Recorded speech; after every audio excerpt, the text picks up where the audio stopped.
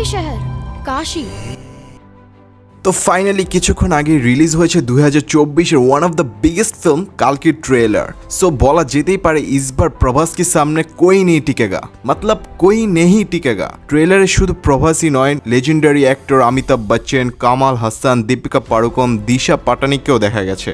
But trailer রিলিজের পর থেকে সবচেয়ে বেশি যেটা নিয়ে কথা হচ্ছে সেটা হচ্ছে কামাল হাসানের লুক অ্যান্ড তার এন্ট্রি। ভাই জাস্ট ওয়াও, কি ছিল না ট্রেলারে, বিএফএক্স জাস্ট অস্থির ছিল। সবার মুখে একটাই কথা, বাহুবলীর stardom is back for Prabhas. কালকে কি পারবে সালার আদিপুরুষের রেকর্ড ভাঙতে, সেটাই এখন দেখার পালা।